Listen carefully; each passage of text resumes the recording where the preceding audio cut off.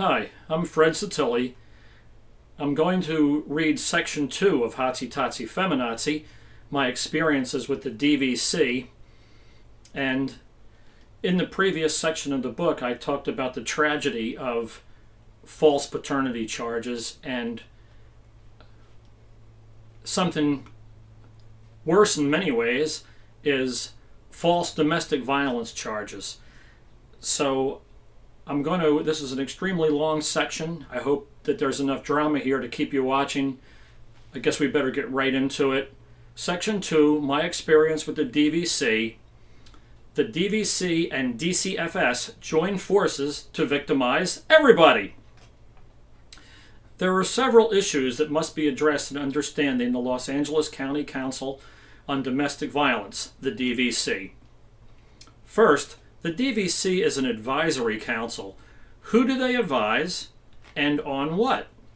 The DVC was created by the Board of Supervisors, and it is those 5 people, the Board of Supervisors, who are advised. But advised by what individuals and to do what? The DVC was founded April 29, 1979, and has been operating for well over 3 decades. What has it accomplished? During a press conference in September of 2014, LA City Attorney Mike Feuer and Police Chief Charlie Beck stated that domestic violence, DV, phone calls to police were up 18% this year and called it a glaring exception to the 11 years of crime reduction in the city. DV is addressed by both the county and the city, by essentially the same people. The people who address domestic violence are all the people LA has as experts on the subject. Though there are separate entities, obviously the experts are from the same pool. Both operations run in tandem. Both draw from entwined or cooperative intellectual resources. Both share a common philosophy. DV is a serious issue. It is proper that it be addressed by the Board of Supervisors. We in LA have a fire department. We do not have rampant fires in LA because the fire department goes to great lengths to prevent fires before they start. Fire prevention saves lives. Unfortunately, the DVC does not have a philosophy of prevention. In the 4 years plus that I have monitored the DVC, I have never seen a plan to even discuss prevention recommendations to the Board of Supervisors. The DVC has a philosophy of prosecution. For 3 decades, the DVC has operated under a steadfast belief that domestic violence is virtually always perpetuated by men against women. This is wrong. For 3 decades, only one person involved with DV services opposed this position. She was severely ostracized and reviled by the remaining members of the group. That's a little piece of history. Only in recent years has the DVC begrudgingly accepted the fact that women can initiate and perpetuate domestic violence. Their desire to do anything about this philosophical error is begrudgingly and virtually nil. The DVC has given completely useless advice to the Board of Supervisors for its entire existence if its goal has been to reduce domestic violence. If the current board of 5 supervisors and all of the supervisors that have gone before them since the 1979 do not recognize this, then there can only be one conclusion, that they are conspirators for another agenda disguised as domestic violence reduction, or they're just stupid. 35 years of failure is too long to be ignored. The reason that acknowledgement of lack of services to men exists at all is because in 2008, there was a legal case in California titled Woods versus Shuri. To make a long story short, California courts banned public funding of women-only domestic violence services. This ruling is consistent with California's equal protection policies. The case was a no-brainer. The ruling was a blow to the Los Angeles domestic violence service providers, with the exception of one. To be more clear, again, with the exception of one provider, services were for heterosexual women only. It was unthinkable that a woman was not the victim of a man. Domestic violence services were truly a straight woman's by us, for us business. Until the Woods case, that status was unchallenged. Nothing for men, nothing for gay women, nothing for children or abused parents, nothing for senior citizens. There was no outreach for anybody but women. These facilities were women's shelters by design, not general public DV shelters. Following the Woods case, the National Coalition for Men, NCFM, requested that I begin to regularly attend the general meetings of the Los Angeles County Council on Domestic Violence, the DVC, and, if possible, the executive board meetings, the system improvement meetings, the legislative committee, the City of Los Angeles' Children's Committee, and any others that related to this group of women's issue industry operatives. Also interested in the enforcement of the Woods case was a man from the Men's Health Network. That's an organization. I met that man, Stanley Green, at those meetings and was awed by his resume of activism and his professionalism in projecting total fairness and inclusivity in all that he did and said. I say enforcement because the general reaction to the Woods case by the loudly vocal FemiNazis, that small group at the top of the DVC, was, we're going to ignore it and do business as usual. Because if anyone wants us to increase our services, they have to increase our funding accordingly. I attended very regularly, enough to get an idea of who is who and what their various missions are. Special to note is that there is a core group that never changes. This group is the one that is essential, meaning essence, as well as important, to the real purpose of the DVC. They are the ones I refer to as feminazis.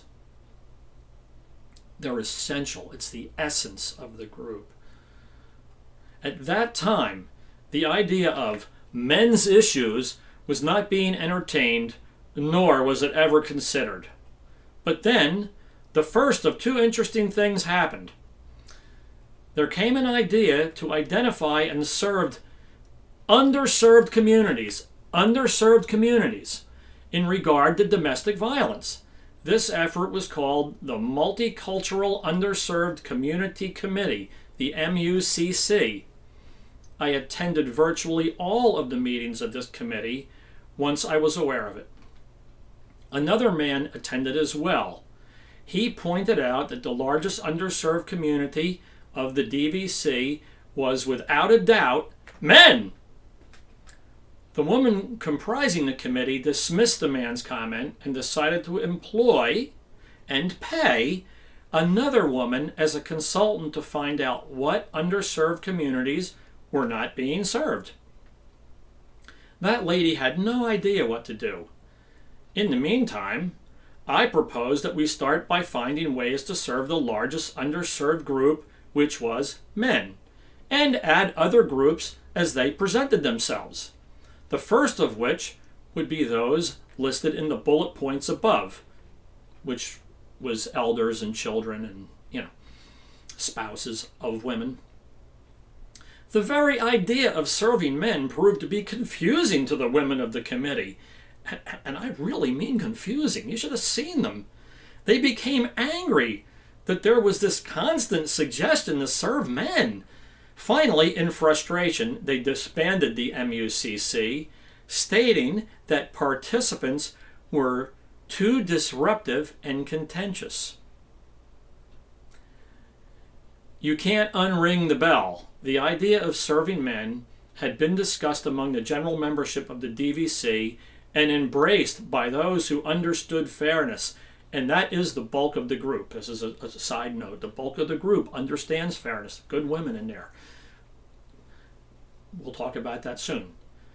Children and elders were still not receiving advocacy, but unbiased intellectuals among the rank and file DV service providers were acknowledging that the writing was on the wall regarding men. Most of these good women have a heart of gold towards the suffering of anybody, but because of their work environment, it is also a political environment. Most of them work with what they have. What they had and what they still have is top-down bigotry. This bigotry may be personal gender bigotry by some. The truth is apparent to anyone attending the meetings of the DVC, but that fact is largely insignificant compared to the bigotry by design instituted by those controlling the DV industry for profit. Then a second thing happened. The lesbian, gay, bisexual, transsexual, LGBT community advocates roared into prominence. Now, women who were not part of the good old girls club were bringing their issues to the DVC. These highly intellectual women were not part of the existing superstructure of funding for DV services. They needed equal protection. They needed to break down the existing channels of funding if they were ever going to take their place with equal representation.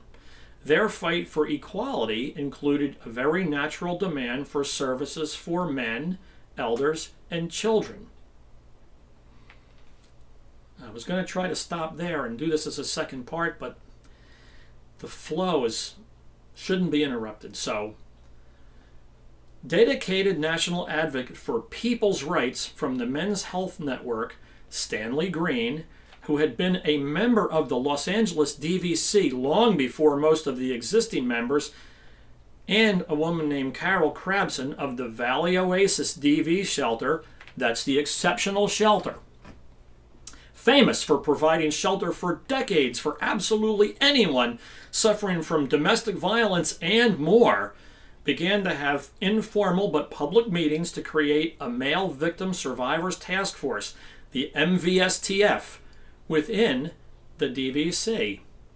This task force would not have been possible even a year before, but with heterosexual intellectuals among the DV service providers and advocates of fair treatment of everybody from the LGBT community, the MVSTF was created with a unanimous vote of the executive board with 2 abstentions. I believe the vote was 14, none opposed, 2 abstentions. I saw this as a miracle.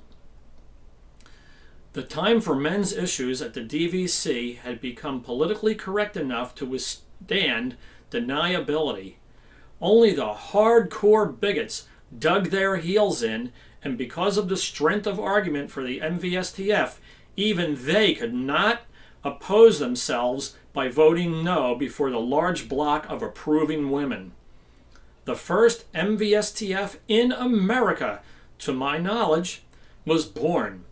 One woman in particular was proud that Los Angeles led the way for the nation in this almost radical development. I remember being awestruck with pride in her advocacy.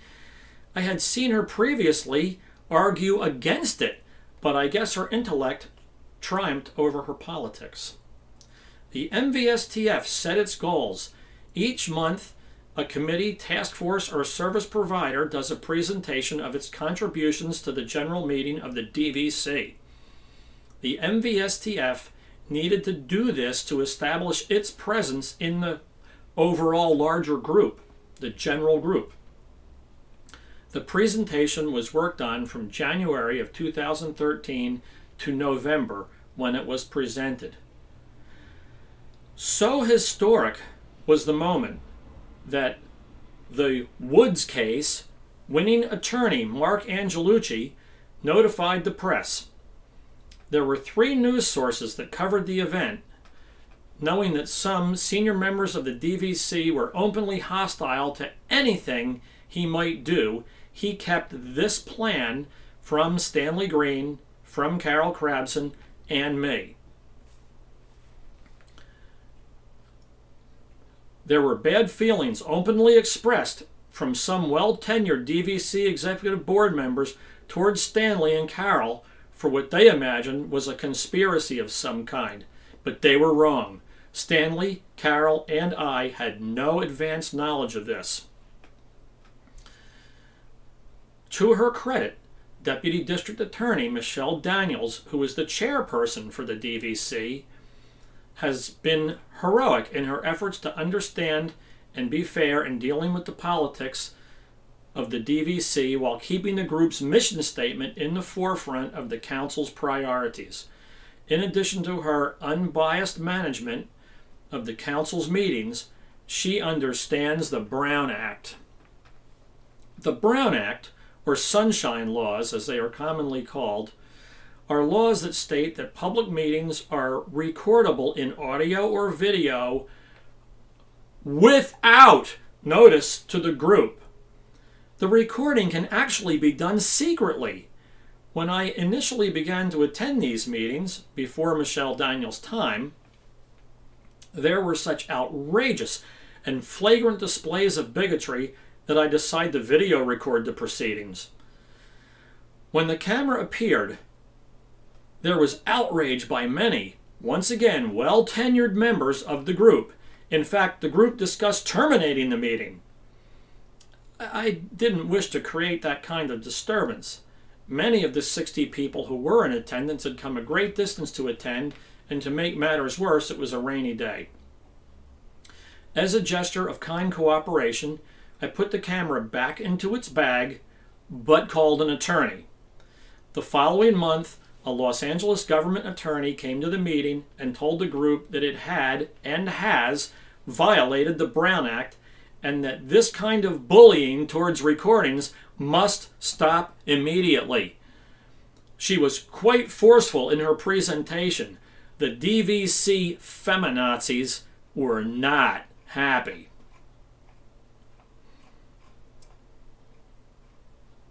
There was an extremely stern letter sent to the organization, which is up on the screen. The November 2013 presentation of the MVSTF was well recorded. After each presentation at a general meeting of the DVC, it is customary to request that the attendees fill out a reaction form. This was done for the MVSTF presentation. This is a great section. There were 31 fascinating responses. Ratings were 4 through 0 in 11 categories. There was also space for comments on questions which were asked on the form.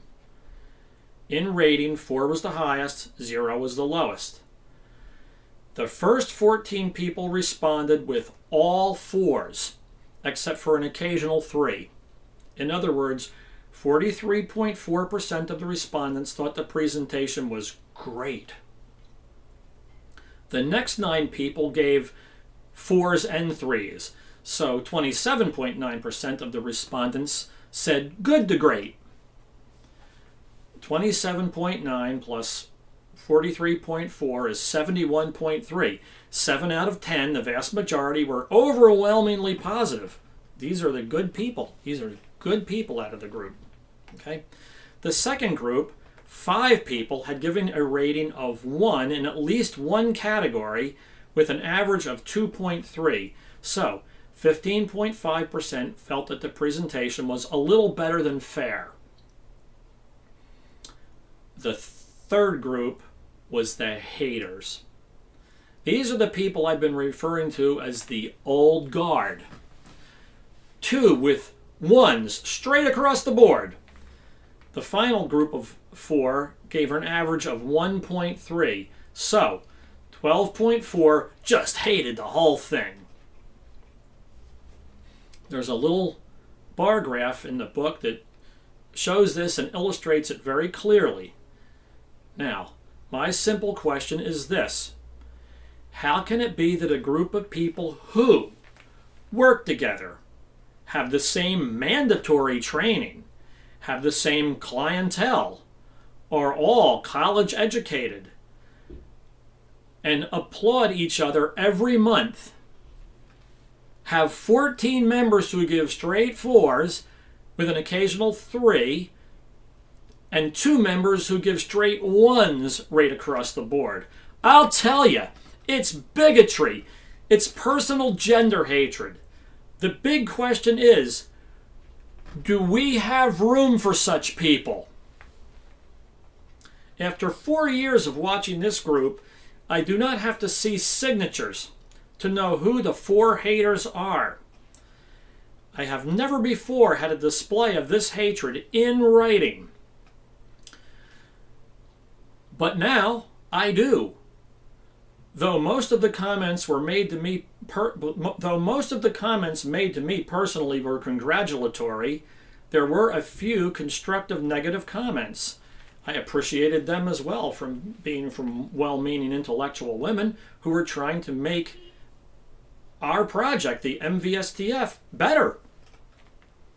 One that I remember was a warning about a term that a panelist used that was not politically correct as it should have been. Fair enough. Please note that the panelist who used the questionable term was not a member of the MVSTF. Also interesting to note is that the person who made the comment has herself had a few unacknowledged slips of the tongue over the years. Interesting. An audio recording of this presentation has been saved. The 31 surveys have also been saved as well. Please note that I was not part of the presentation and did not fill out one of the surveys. That's as important. Also, the presenters and panelists did not participate in the survey. So it's not a stacked deck in any way, shape, or form. There is a spreadsheet that is available for those who find information easier to absorb in that style of presentation. I would have included it in the book, but because of its size, there was no practical way to do that. Now, why do county supervisors have a DVC that is run by bigots? The answer is money. There you go, Eileen. For decades, men made the lion's share of income in American families. In order for the county to get that money, they availed themselves of Federal Social Security Act Title 4D money. Using the 2012 numbers, in short, through Title 4D, LA County receives $165,765,973 to collect $118,518,166 in child support, almost entirely from men. It actually collects $68,786,719. $165 million minus $68 million equals $97 million. Title 4D money provides $97 million for Los Angeles government bureaucracy in 2012. The insane fact is, if they had just taken the $165 million and given the dependent families the full amount the court ordered of spousal and child support, they would have had $47 million left over, and the families would have received the full amount instead of being $50 million short. The bureaucracy does not work, at least not for the spouses and children. LA County deprived $50 million from needy families for its own purposes. It has been firmly confirmed by scholarly studies worldwide that domestic violence has been initiated and perpetuated by men and women equally in regard to each other. By my years of observation, children and the elderly are still disregarded virtually completely in DVC general meetings. The DVC has done absolutely nothing to acknowledge that for at least the last 3 decades, it has built policies on incorrect assumptions, thereby creating training for judges, court officials, law enforcement, and plenty of others that have been patently unfair to men, and by extension, to their children and their elders. Many a grandparent misses a grandchild. Many a grandchild misses a grandparent. Hateful DVC policies and training have facilitated brutal treatment of these two groups.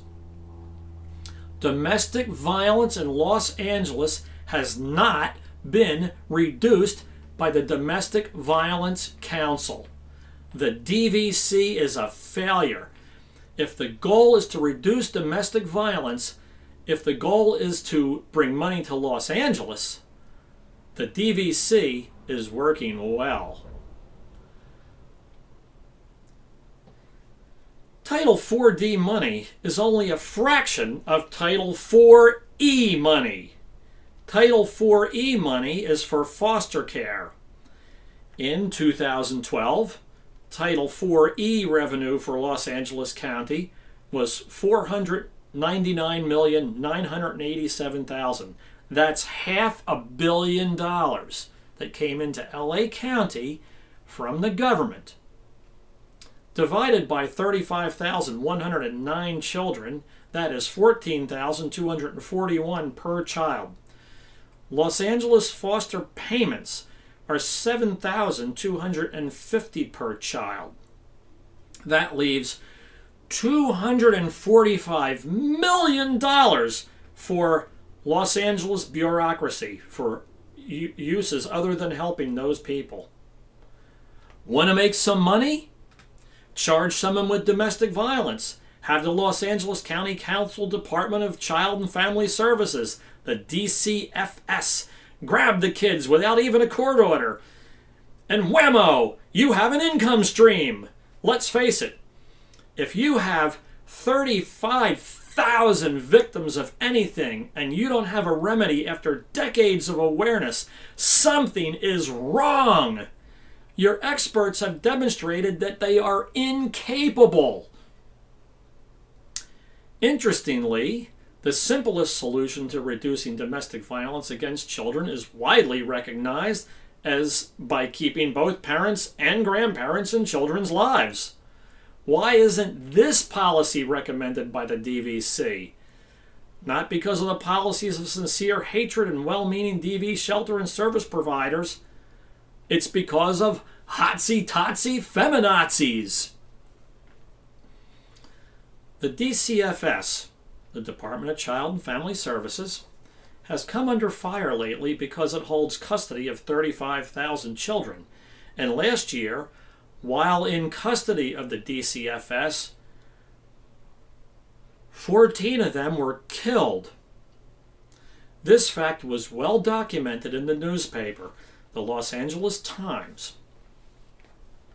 As a result of this scandal, and to avoid oversight by federal authorities like we have in our prison system here, there has been created a blue ribbon panel of unimpeachable do-gooders to remedy the problem.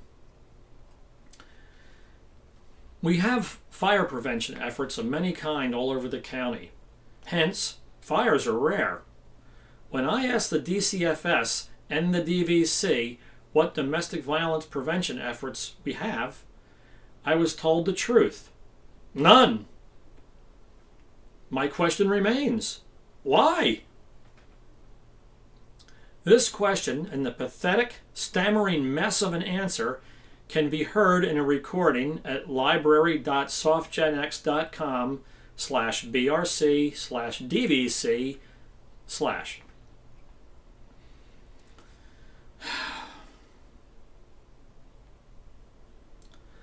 The DVC has a Committee for Systems Improvement, the CSI, Committee for Systems Improvement.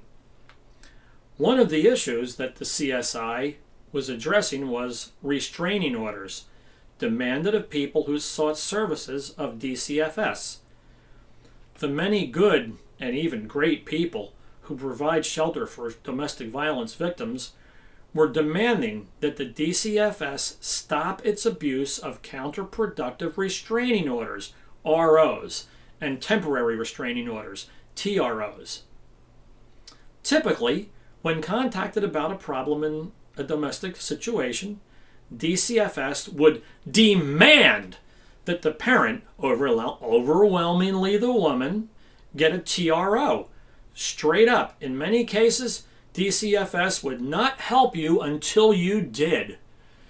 This escalation of trouble for the remaining spouse, overwhelmingly the man, would inevitably cause irreparable damage to any hope of keeping the family together.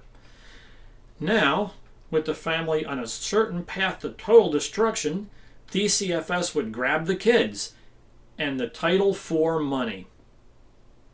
If the kids objected, they'd dope them, paid doctor, or brainwash them, paid psychologist, or so that they would turn against their own parents. The shelter providers who were genuinely trying to do their altruistic work understood the political reasons why this horror show was operating, but the system was just too much for them to fight. They wanted this policy addressed and changed. I sat and watched for season after season as nothing was done. For years, DCFS was unwilling to even discuss it. They even denied the problems in their own department until the scandal in the newspaper made it impossible to stonewall the DVC's CSI any longer. In February of 2014, the DCFS met with the DVC in its general meeting. The link that I had quoted before is to a recording of that meeting. I would appreciate people listening to that recording. It may not be fair of me to give my interpretation of what went on during that meeting, so listen to it yourself. Fair or not, it was clear to me that the DVC was trying to find a way to continue their Kids for Cash program without being in conflict with the DVC. To the credit of the DVC, their effort to stop the DCFS from its abusive RO and TRO policy is highly admirable. I found it interesting in the meeting to watch both groups use politically correct PC speech to try to dance around the issue. It seemed to me that the PC jargon was an impediment to telling the truth clearly enough to get the problem solved. In fact, the problem is not solved.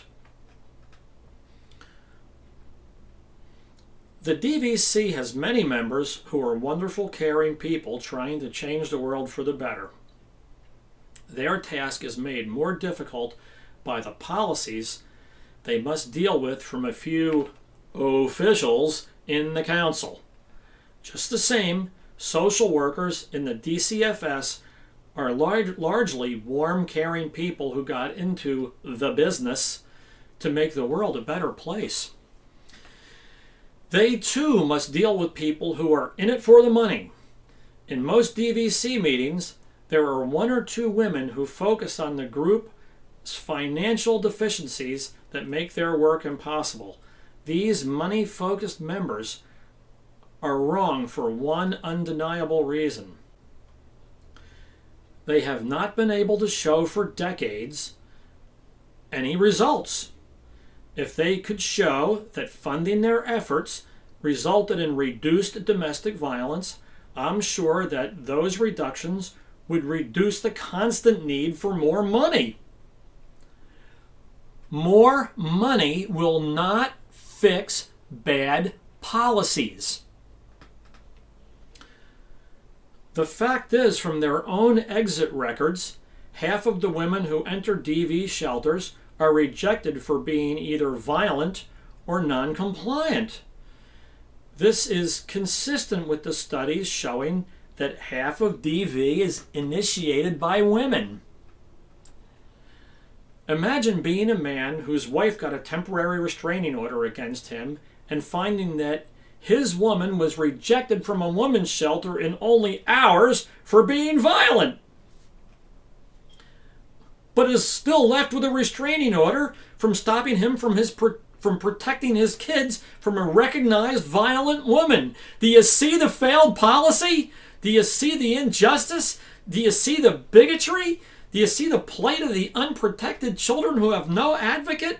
Do you see the justifiable frustration by men? Are you able to deal with the cold truth of what I've written here? Do you understand why I called the book Hotsy Totsy FemiNazi? DCFS has members who, like the DVC, like to get together and talk about lack of funding. Most of the social workers at the DVC are wonderful, altruistic people who are trying to make the world better. The reason that they are overwhelmed with work is not because there is not enough of them, it's because the policy setters have taken too many children from families where the kid grab was inappropriate. DCF is burdened with too many kids because they themselves have created an unmanageable group. I can only conclude that they did it at the request of the Los Angeles County Board of Supervisors for the Title IV money, both Title IV-D and Title IV-E. The supervisors empower them, and the supervisors are definitely not stupid people. Grabbing kids is DCFS's job. It's what they, those at the top, who know the truth, are paid to do. The good-hearted social workers below them are forced to deny the obvious and struggle with a duplicitous management. There is a need for a quick digression here. When I refer to from their own exit records, half of the women who enter DV shelter are rejected for being either violent or non-compliant. And this is consistent with the studies showing that half of DV is initiated by women.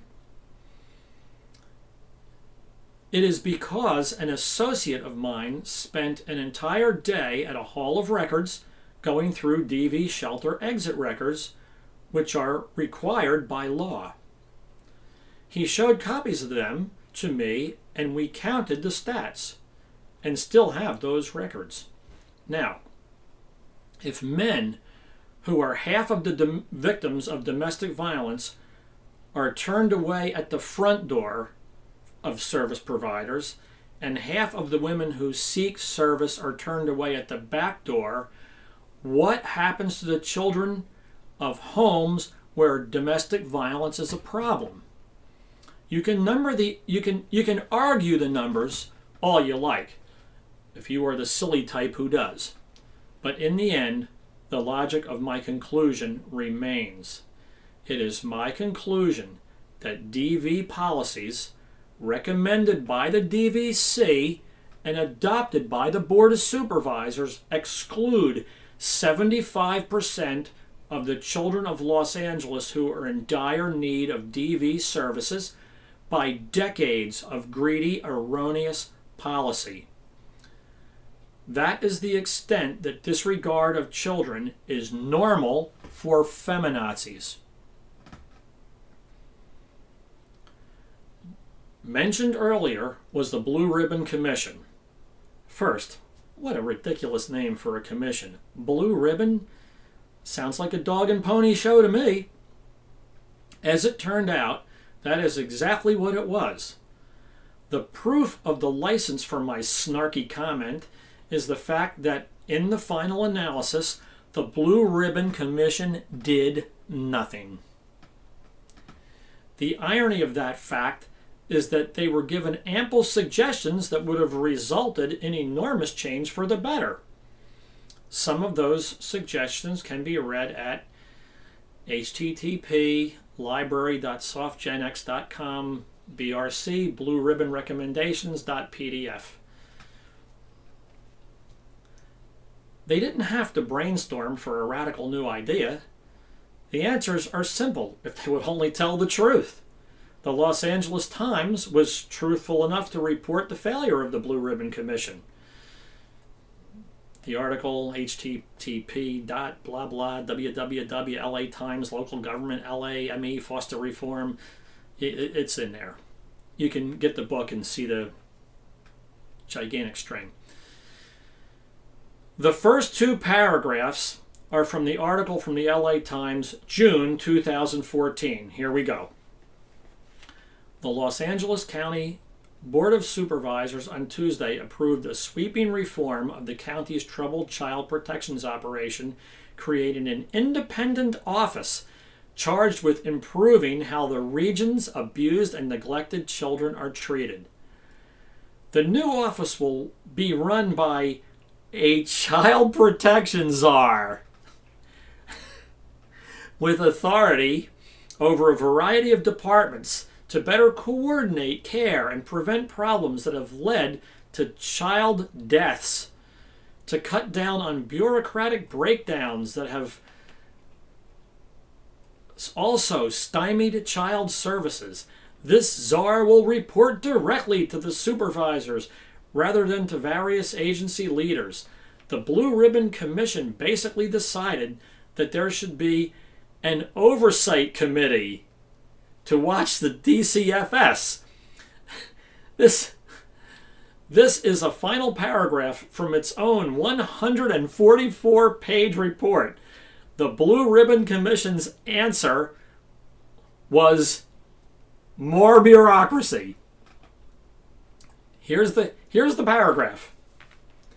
In conclusion, the review of the recommendations in the database did not yield many results in terms of recommendations being research-based in best practice.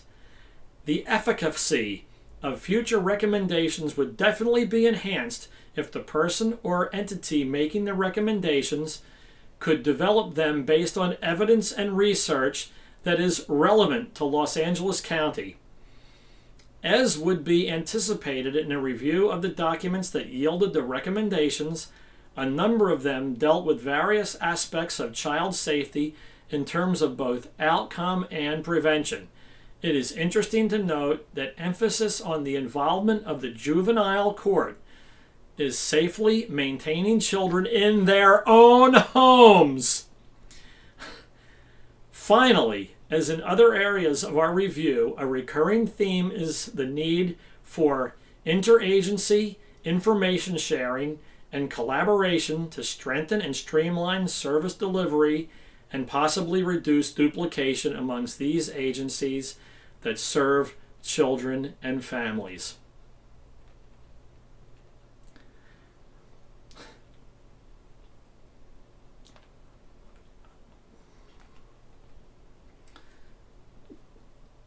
Folks, keep families together. It's good for everybody.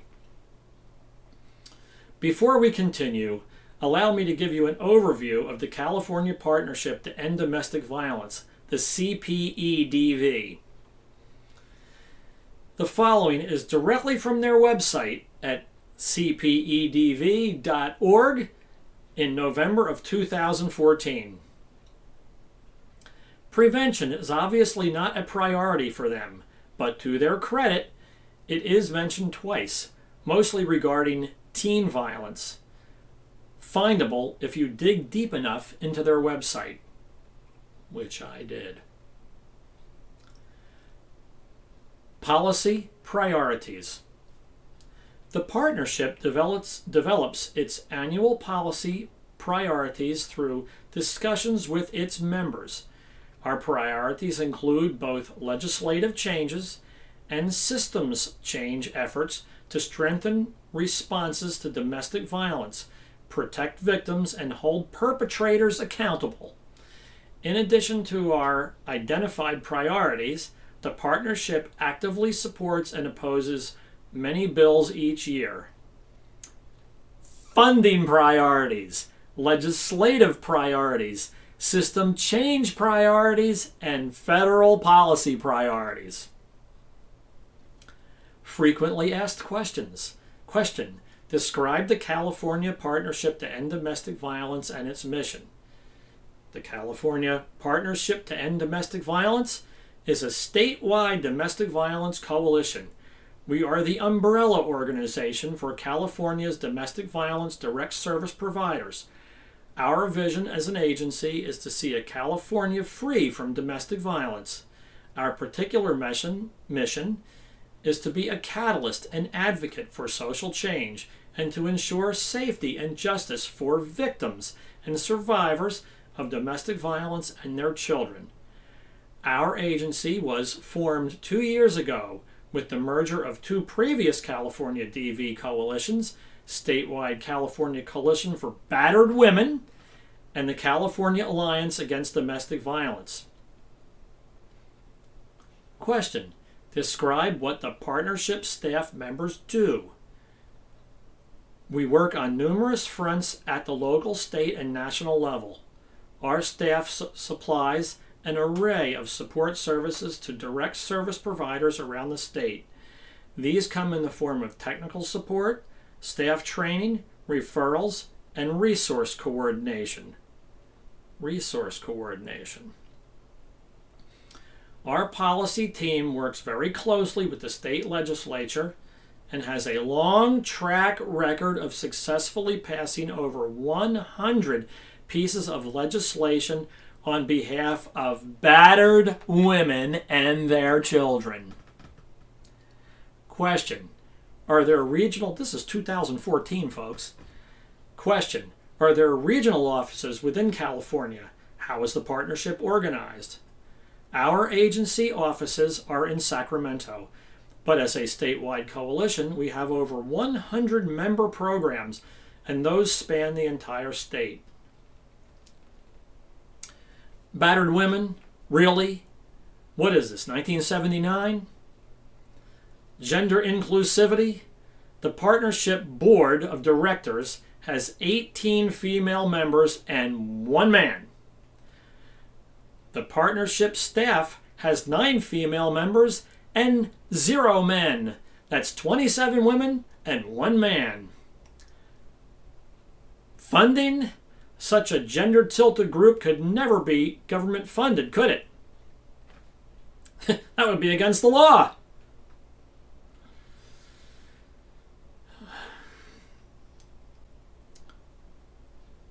Here is a list of revenue sources for this organization in 2012 and 2013. 59% government grants, twice as much as any other contributor. Obviously a government project. 30% foundation and corporate grants. 4% membership dues. 7% other. I'm sure that there are many well-meaning members in the CPEDV, but I could be wrong. I do not and have not monitored this group in person, but I do know one member who I have observed many times as an unabashed gender bigot. Why don't the well-meaning members step up and bring the group into the 21st century? The group rolls forward, influencing legislation in complete disregard for the wisdom and legal ruling in the Woods case. So, hotsy-totsy, FemiNazi, you go, girls! But you should be ashamed of yourselves. You know well what you do, yet you still do it because the environment of bigotry serves you. The truth of the DCFS, the DVC, and the CPEDV is that its reach is far greater than what the average citizen can imagine. In my capacity as a member of NCFM, the National Coalition for Men, I am constantly called by men and women who say, "You're not going to believe what happened to me." They all tell me that they've been unjustly charged with DV. They tell me that they can't see their own children. They tell me that they are in a system in which they cannot get out. They are facing, have been, or are in prison. Their guns have been confiscated. They have lost their driver's licenses, professional licenses, or jobs. Lawyers or psychological evaluators have taken all their money. Judges have lost, disregarded, or destroyed evidence in their case files. They're not even allowed to represent themselves in court. As an example, recently, one woman called me and asked me to help her husband because she had been in jail, had been drug tested in jail, and had proof that she had not taken any drugs in jail, largely because she was pregnant. She was released from jail and had her and her husband's baby. The baby was immediately taken from her, supposedly because of her former drug problem. She had not put the baby up for adoption, and neither did her husband. She and her husband live together and are raising 2 other children. When she asked to have her new baby brought to her in the hospital, she was told that the adoptive parents had a restraining order on her and on her husband. She was told that being uncooperative would land her back in jail. So, an intact married couple with children is now embroiled in a struggle to gain possession of their own child from a county Kids for Cash syndicate. Conclusion. The truth that no person in the domestic violence or family court system is willing to acknowledge is that if people enriched with Title IV money ever had the chance, one way or another, they would find a reason to take every last child in America and eventually the world. Please note that we're bringing them in from Central America as fast as we can.